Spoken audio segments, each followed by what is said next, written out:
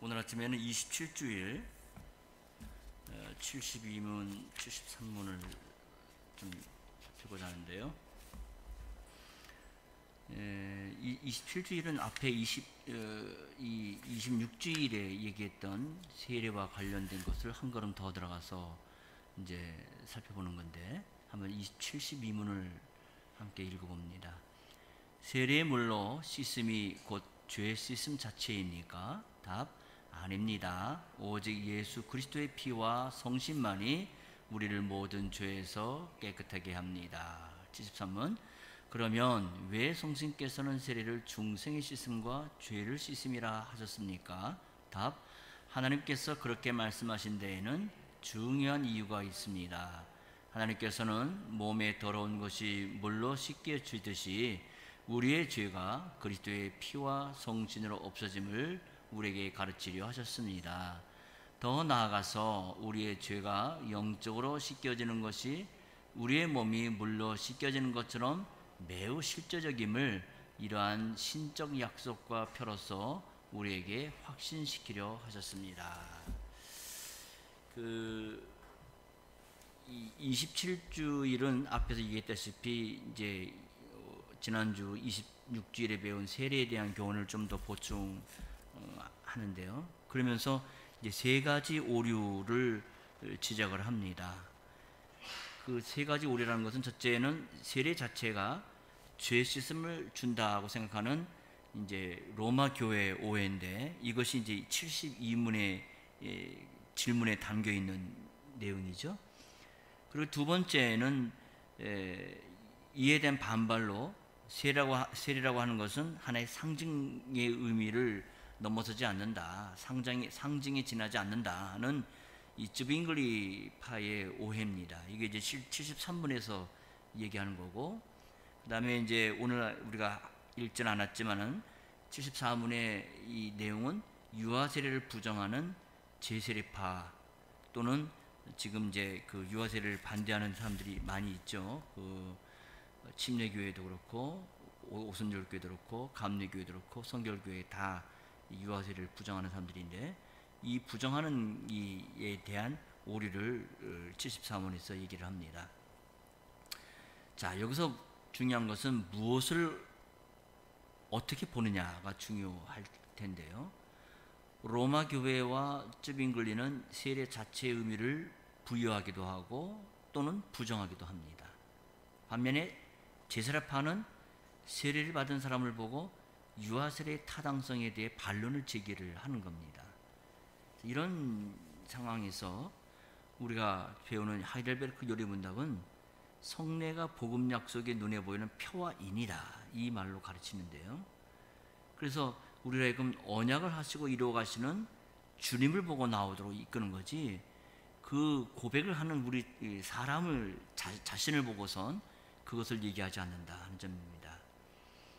성례를 제정하고 그걸 사용하시는 주님을 보고 나아가게 되면 전혀 갈등이나 치우침이 없겠지만, 그렇지 못하고 성례 자체를 보거나 아니면 성례에 참여하는 사람 자신을 보게 되면 반드시 문제가 생길 수밖에 없게 되죠.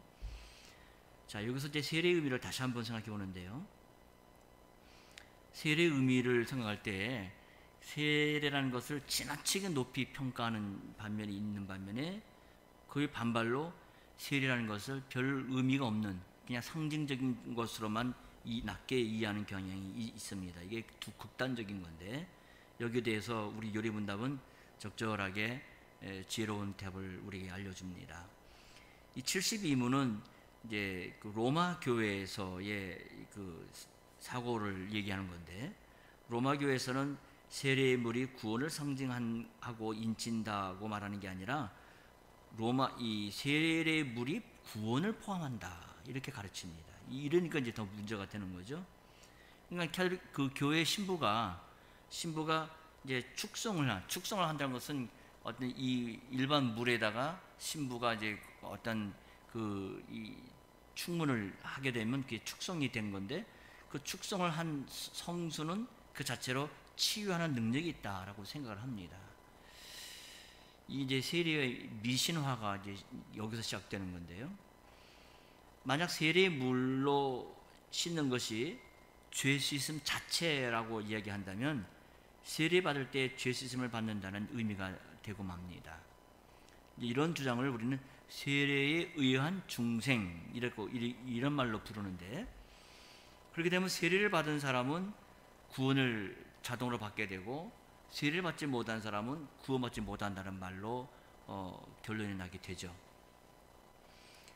그러다 보니까 이런 주장을 하게 되는 로마 교회는 이제 그 산부인과에서 그 아이가 태어나자마자 사산되는 아이가 있지 않습니까? 그러니까 죽어가는 아이를 위해 세례를 주는 권한을 이 간호사나 조산원에게 이 권한을 주는 거예요. 그래서 이 캐톨릭 신자 중에 그 조산 그 원이나 또 그 산부인과 의사나 그 간호사 중에 캐톨릭 신자가 있다고 하면은 그 사람에게 그 성례를 베풀 권한을 주는 거예요. 그래서 거기서 급하게 죽어가는 아이한테 세례를 주면은 그것을 인정하게 되는 겁니다. 그래야 이 아이가 구원받는 거죠. 그래서 세례 자체가 구원을 주는 효력이 있다는 걸 인정하기 때문에 세례에 대해서 이렇게 미신적으로 생각을 하게 되는 겁니다.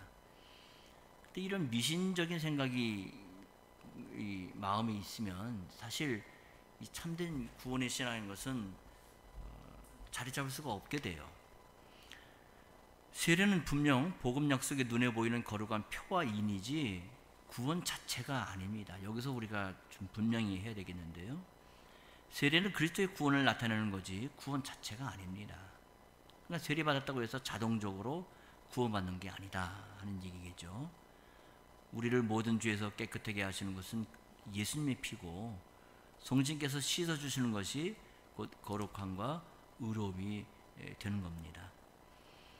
하지만 로마 교회처럼 이렇게 상징과 실체를 동일시하게 되면 이제 큰 오류에 빠지게 되는데, 이런 오류는 구약 역사에서도 있었죠. 우리가 사무엘상 보게 되면은 그 사사기 시대에 엘리 집안에 있었던 일입니다. 엘리의 두 아들 흠니와 비느하스가 여호와께 드리는 제사에 대해서는 평상시 경멸하고 무시하면서도 함부로 하면서도 자기들의 이익을 위해서, 즉 이제 블레셋과 전쟁이 있었잖아요.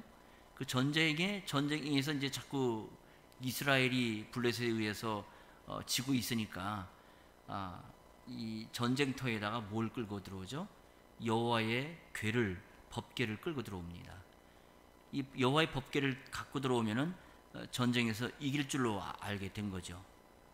하지만 결국은 우리가 알다시피 전쟁에서 크게 패하게 되고 하나님의 여호와의 궤마저 블레셋 손에 빼앗기고 말게 되죠. 하나님께서 함께 하시지 않는 법궤라는 것은 한낱 나무 상자에 불과한 거예요.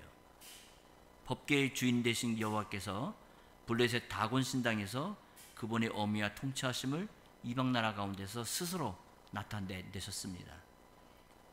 따라서 우리는 상징과 실체를 동일시하지 않으면서 상징으로서 우리에게 진리를 가르쳐 주시는 주님의 말씀이 뭔지를 잘 깨닫고 거기에 순종을 해야 되는 그런 태도를 가져야 될 겁니다. 자, 이렇게 72문이 로마 가톨릭 교회의 그 세례에 대한 오류를 얘기하고 있다면 73부는 다른 극단을 얘기하는데요. 16세기 스위스의 종교 개혁자인 저빙글리라는 분, 저빙글리는 참 위대한 신학자죠. 근데 이 저빙글리는 로마 교회에 대한 반발이 크다 보니까 성례 자체에 별다른 큰 의미를 부여하지를 않았어요. 근데 어떤 것이 잘못됐다라고 강하게 주장하면서 거기에 반발이 일어나게 되면 그 반발의 주장도 역시 잘못된 주장이 되게 될 수가 있게 됩니다. 뭐 이런 건 우리 현실에서도 늘 보게 되는 것이 아닙니까?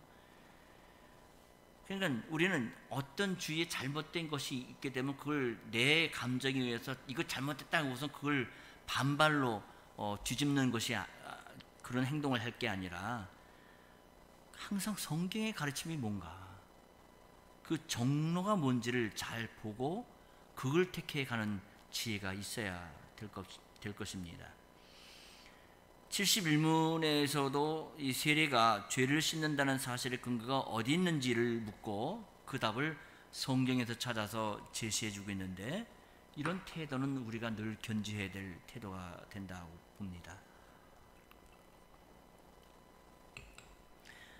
성경에서는 세례와 죄 씻음을 동일시하지는 않지만 세례를 중생의 씻음 혹은 죄를 씻음이라고 해서 이 상징과 실체의 관계가 동떨어지거나 또 같은 게 아니라 매우 긴밀하다 하는 것을 가르쳐 줍니다. 베드로 사도가 오순절 날 설교에서 너희가 회개하여 각각 예수의 이름으로 세례를 받고 죄사함 받으라, 이렇게 사도행전 2장 38절에 이야기를 하잖아요. 또 눈이 멀었던 다메섹에서의 주님을 보고서 눈이 먼 사울을 찾아 나선 아나니아가 사울에게 주의 이름을 불러 세례를 받고 너의 죄를 씻어라, 이렇게 얘기합니다. 또 마가복음 16장 16절에도 믿고 세례를 받는 사람은 구원을 얻을 것이요 믿지 않는 사람은 정죄를 받으리라, 이런 말씀이 있죠. 이런 말씀들을 볼 때 세례를 받은 사람이 구원을 얻고 또 믿지 않고 세례를 받은 사람이 세례를 받지 않는 사람이 구원받지 않았다라고 말할 정도로 세례에 대해서 성경은 아주 적극적으로 가르칩니다. 이런 말씀을 볼 때 세례는 단순한 상징으로 치부할 게 아니라 거기는 분명한 주님의 약속이 있기 때문에 그 주님의 약속의 예식에 바르게 참여하는 자에게 주님의 신령한 은혜가 임한다는 것을 우리는 이런 말씀 안에서도 알 수가 있게 됩니다. 여기 73문에는 그 성경의 가르침을 잘 표현하고 있는데요. 여기서 보면 중요한 동사 몇 가지가 나오는데, 그 동사라고 하는 것은 가르친다라는 말과 확신시킨다라는 말입니다. 이 가르친다라는 말하고 확신시킨다라는 이 말은 표와 인이라는 명사를 풀어 설명하는 동사예요. 그러니까 복음의 약속을 물로 씻는 걸 통해 눈에 보이게 가르칠 뿐만 아니라 우리에게 확신을 주신다는 겁니다. 죄 중에 태어난 사람이 그리스도의 피와 성신으로 죄로부터 씻겨진다는 것은 인간으로서는 대단히 신비한 일이고 또 믿기 어려운 그런 일이에요. 하지만 이런 우리 연약함을 아시는 주님께서는 영적인 사죄의 은혜가 또한 매우 실제적이라는 것을 이러한 예식을 통해 확신시켜 주시는 겁니다. 물론 몸을 씻는 것이 우리가 매일 우리가 아침에 일어나거나 저녁에 일터에서 가정으로 돌아오면 몸을 물로 씻지 않습니까? 씻는 이유는 그 땀 흘렸던 거, 또 그러한 밖에서 묻었던 그 오염을 털어내기 위해서 우리가 씻는단 말이에요. 그런 것처럼 우리의 죄가 영적으로 씻겨지는 것이 매우 실제적인 것임을 확신시키기 위해서 이런 표현을, 물로 몸을 씻는다는 이런 표현을 사용해서 세례의 의미를 우리에게 얘기해 줍니다. 죄의 심각성을 모르는 사람은 이러한 표현조차도 뭐 별로 감각 없이 밋밋하게 그렇게 받아들일 거예요. 하지만 죄의 깊이나 죄의 세력이 얼마나 무서운지를 아는 사람은 이런 말씀 안에서도 위로와 확신을 얻고 나올 수가 있게 됩니다. 자, 그러면 이 유아들의 세례에 대해서 생각해 보는데 73문입니다. 유아들도 세례를 받아야 합니까? 답: 그렇습니다. 그것은 유아들도 어른들과 마찬가지로 하나님의 언약과 교회에 속하였고, 또한 어른들 못지않게 유아들에게도 그리스도의 피에 의한 속죄와 믿음을 일으키시는 성신이 약속되었기 때문입니다. 그러므로 유아들도 언약의 표인 세례를 통하여 그리스도의 교회에 연합되고 불신자의 자녀와 구별되어야 합니다.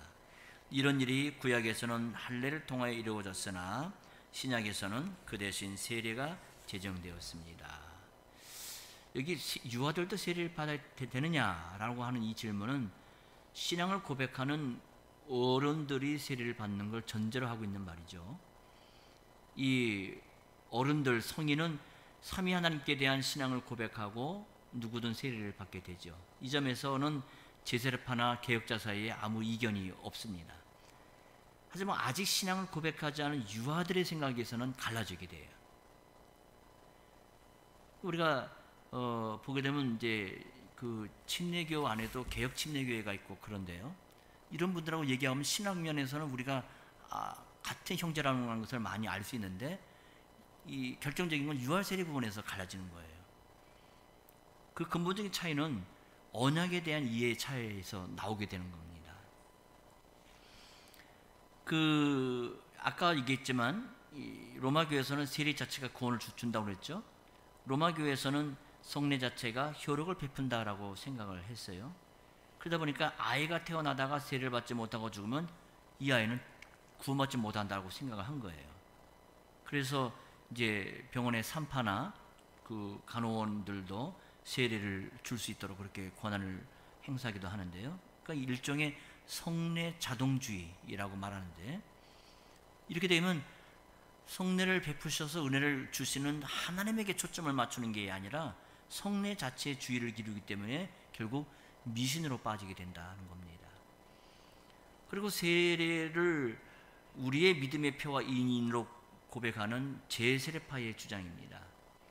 제세례파는 유아 때 세례를 받은 사람은 성인이 된 후에 신앙을 고백하고 다시 세례를 받아야 된다라고 주장을 해요. 그러니까 이게 참 기묘한데요.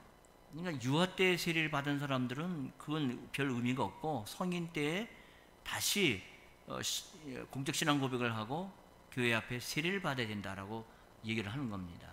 이런 의미에서 제세례파, 세례를 또 주장한다 해서 제세례파라는 이름을 부르게 되는데, 이들은 믿는 자만이 세례를 받을 수 있다라고 주장하기 때문에 믿음을 고백할 수 없는 유아의 세례는 근본적으로 부정하게 됩니다. 지금도 침례교 신자들을 보게 되면 우리 장로교나 개혁교회 같은 데서 이게 물론 이 세례 받은 걸 인정하지 않죠. 그래서 그 침례교 신자가 되면은 다시 그 침례를 받아야 돼요. 그러니까 결국 이게 제세례파와 똑같은 거죠.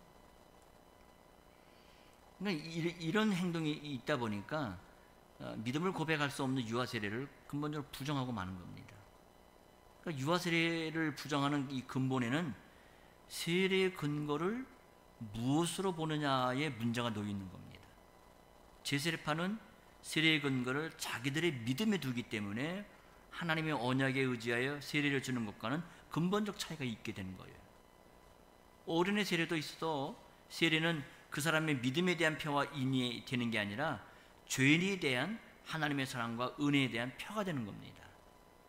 아브라함도 할례를 받았는데 그건 그의 믿음의 그 인으로서 받은 게 아니라 믿음의 의의 인, 즉 믿는 사람은 의롭다 하시는 하나님의 언약에 대한 인으로 하나님께서 아브라함에게 먼저 믿음으로 의를 인정하시고 그 다음에 그 표식으로서 할례를 주셨다는 얘기죠. 자, 여기에 비해서 정통 장로교는 유아 세례는 부모의 믿음을 보고 준다라고 얘기를 해요. 유아 세례는 신자의 자녀에게 주고 목사는 부모의 신앙을 보고 그들에게 가르칠 걸 가르쳐서 세례를 줍니다. 하지만 이것이 부모의 믿음을 보고 세례를 줌을 의미하는 것은 아니에요.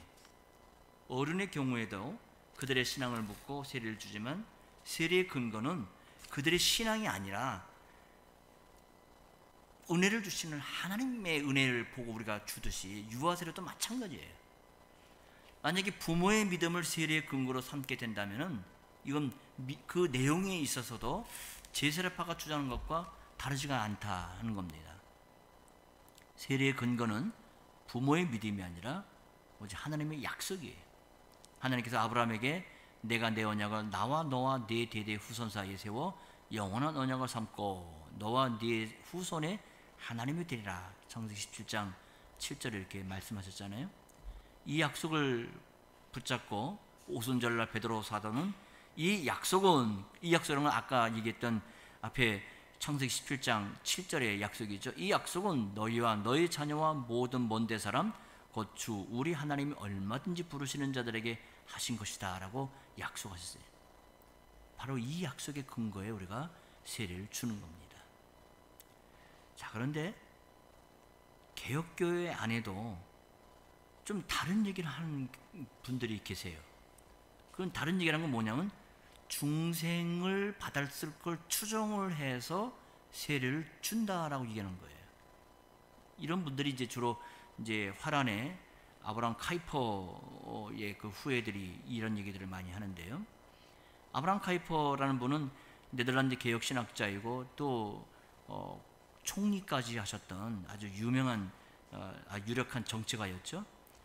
이분의 가르침은 우리 개혁교회에 현저한 영향을 많이 미쳤고 또 그 영향 속에 교회가 많이 든든히 서간 것은 사실입니다. 하지만 그런 반면에 한계도 분명 있었다 하는 거예요.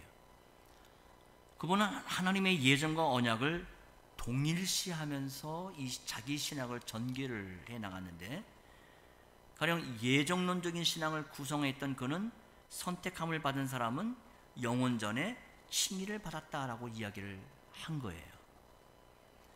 그와 같은 맥락에서 유아의 중생을 추정을 하고 이 유아도 영원전에 이미 중생했을 것이다 라고 추정을 하고 세례를 준다고 유아 세례의 의미를 그렇게 얘기를 한 겁니다.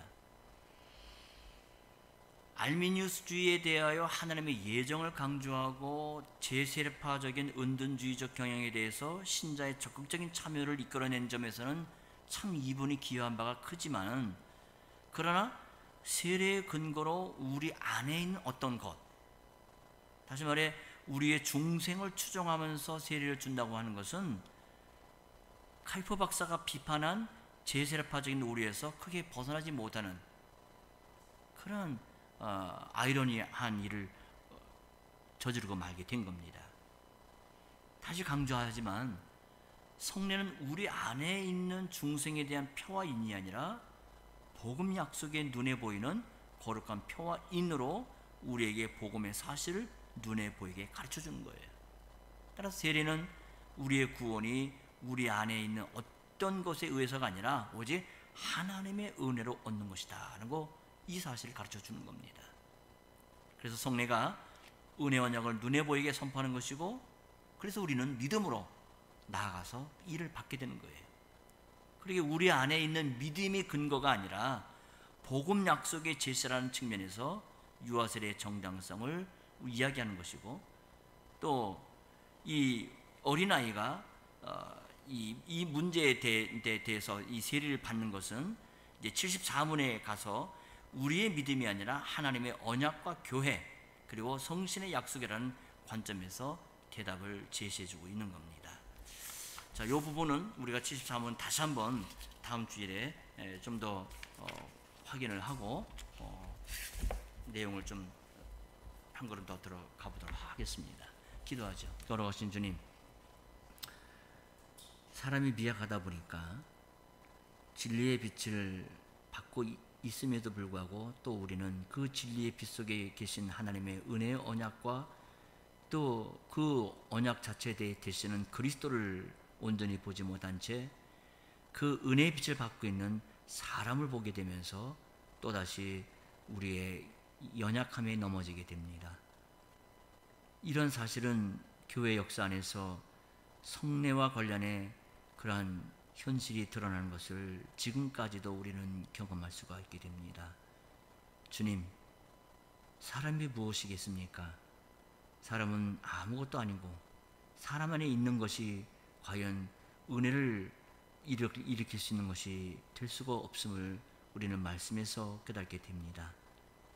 오로지 먼저 하나님의 은혜가 있고 그 은혜의 약속으로 우리에게 복음 약속의 인과 표로서 이 땅에 교회에게 성례를 베풀어 주시고 그 표식으로 우리가 하나님의 언약 백성이 된 사실이 확인되는 그런 것을 우리가 보게 되오니, 주님, 우리가 받은 이 성례의 은혜를 매일마다 저희들이 더 확인하고 또 그 효력이 주님 오실 때까지 우리의 생명이 다하는 날까지 늘 발휘되어서 항상 저희들이 성신적인 그러한 믿음의 삶을 경외해 나갈 수 있도록 주님 온전하게 이끌어 주시옵소서.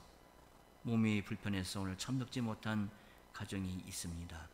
주께서 그 가정도 살펴주시고 항상 그 몸이 쾌차하여 주님 앞에 예배하는 기쁨을 함께 누리게 하여 주옵소서.